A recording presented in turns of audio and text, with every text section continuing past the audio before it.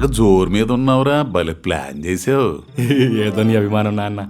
రేపటి నుంచి నీకు ఆకలేస్తుంది రోయ్, అన్నం తినాలనిపించదు.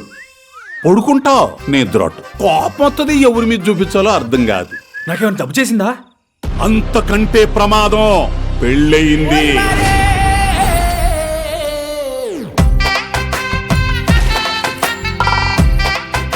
కిందేముందిరా చూస్తున్నావు? 10 చుక్కల ముగ్గో 20 చుక్కల ముగ్గో చూస్తున్నాను నాన్న.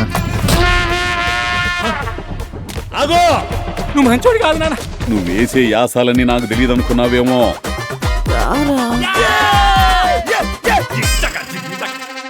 అయ్యా వీరయ్యా, ఇప్పుడు చెప్తున్నా విను. ప్రతాప్ కాదు, ఈర ప్రతాప్. వింతలన్నీ విదేశాల్లోనే ఆకాశంలో జరిగితే మా కళ్ళ ముందు ఎప్పుడు జరుగుతాయి?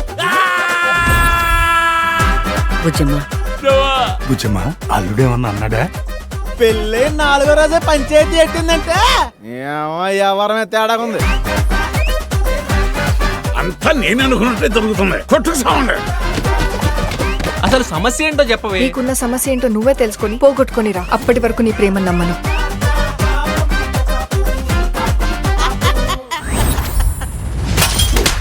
వెళ్తున్నా ప్రతాప్. ప్రేమలో మోసం మాత్రమే ఉంటుందని నిరూపించావు.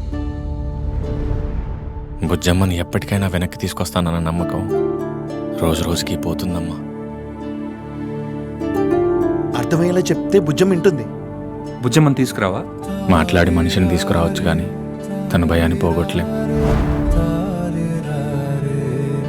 నాది ప్రేమే కదరా. వీళ్ళందరూ బాగుండాలంటే నేను బాగోకపోయినా పర్లేదు సార్. ఈడేం చేయకపోతే అదెందుకు పోద్ది? జనం నా కొడుకు గురించి రకరకాలుగా అనుకుంటున్నారు. ఒక అమ్మాయి ఇల్లు వదిలి వెళ్ళిపోయిందంటే అబ్బాయి ఏం చేశాడని అడుగుతారు కానీ ఆ అబ్బాయికి ఏం జరిగిందని ఎవరు అడగర్రా.